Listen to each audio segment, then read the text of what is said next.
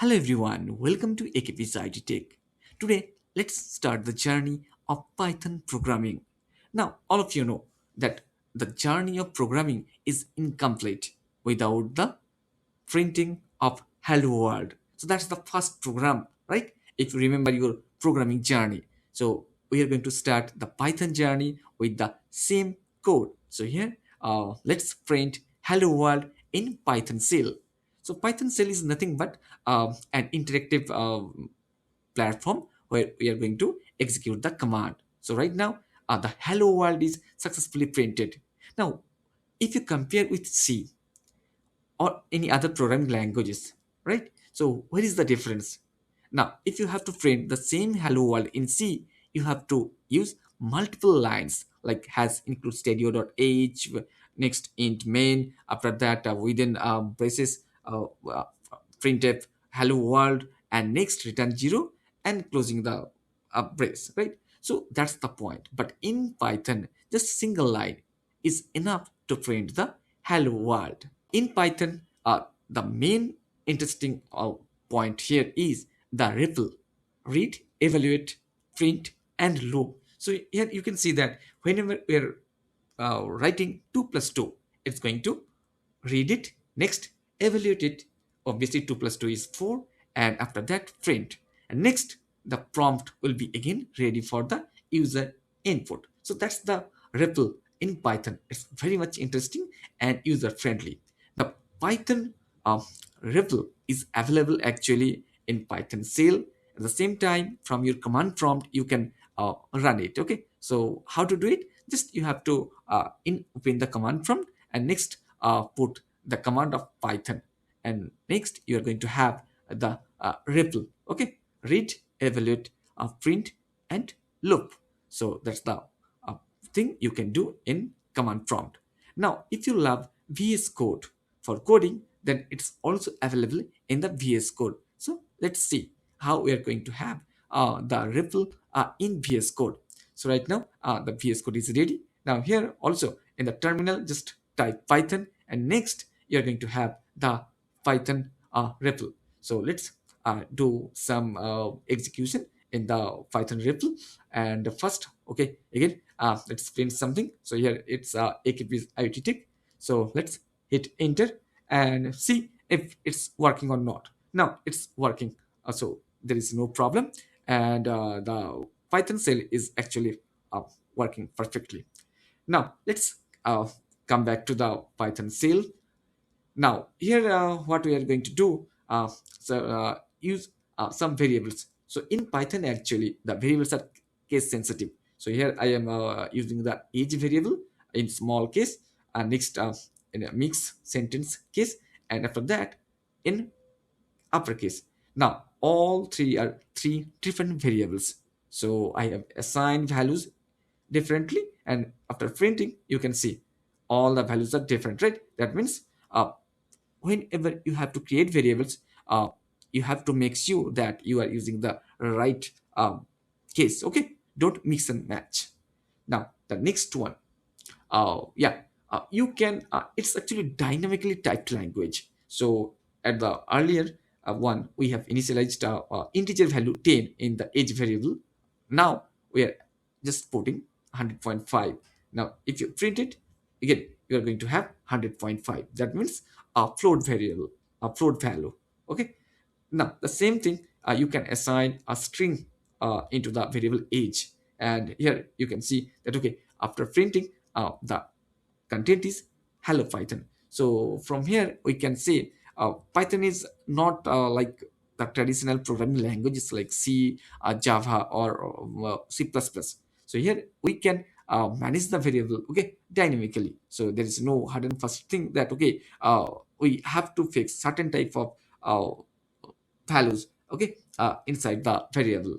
Now next, let's how to put multiple values inside the variables. So in single line we can assign values into multiple variables. For example, xyz, and here we have initialized xyz with 5, 6, and 8 in a single line. Now you can see it's working perfectly, right? So let next, if you have to put same values inside multiple variables, then we can do it in single line also. So here x equals to y equals to z equals to 100, and that's it. So here we have 100 in all the variables x, y, and z. Now, so next, I think, yeah, it's fine. Now, so in Python, we have various data types. Now, the defaults are obviously integer, float. There is another one, bool, and character. Okay, or sorry, it's available in C actually. In Python, it's strings. Okay, so that's it. Now you can see all the data types and all the variables, right? So yeah, so in Python shell actually or REPL, you can execute the commands and you can get the actual output. Okay, so you don't have to code, you don't have to save it in a file and all those things. Now we are testing the bool type. Okay, there are two types obviously, two values are there in a bool variable, that is true, another one false. Okay, now next, here the operators. Okay, so we can experiment with the operators. So 5 plus 2 obviously 7. Next, 5 minus 3 2. So these are simple mathematic so these are simple calculations, arithmetic calculations. Now one thing you can see that, okay, 5 by 2, it's 2.5. Okay, so next, uh, 6 by 2, it's 3.0. That means by default, whenever you divide a number with another one in Python, it's always the output is always a float value. Now if you have to manage it with integer one, then you have to use double backslash. Okay, so that's the point. Now let's move into the Python shell, and that's available in the VS Code.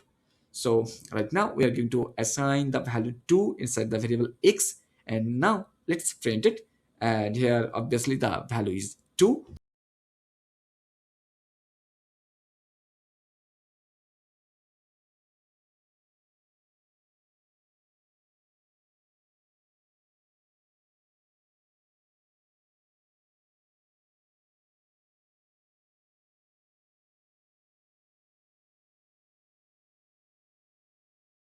It's true. Next,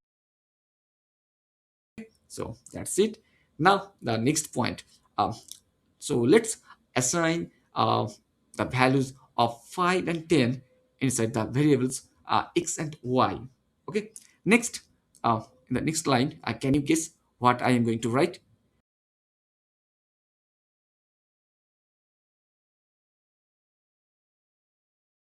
So do you remember the famous programming assignment, swap the values between the variables? Yes. So the same thing we are going to execute here, implement here in Python with this style. And here you can see it's working perfectly. Now, next, so it's almost done. We have completed the Python REPL things. Okay, now it's time to write a code in Python, a file. Now, is an interesting part. So here I'm going to configure my VS Code with a Gen AI prompt. Okay, so right now I am using a Copilot. So let's configure the VS Code with the Copilot. So here you can see the Copilot Gen AI. So let's select the GitHub Copilot. Okay, code Gen AI coding help. So now we have to sign in for using the Copilot. Okay, so for that you can use your Google account or your Microsoft account, and yes, so it's very simple actually. So you have to create your Google account first, or if you have already have a Copilot account, you can use that one. Now it's the signing in process is going on. I think within a few seconds it's going to complete the thing. Okay, so let's wait.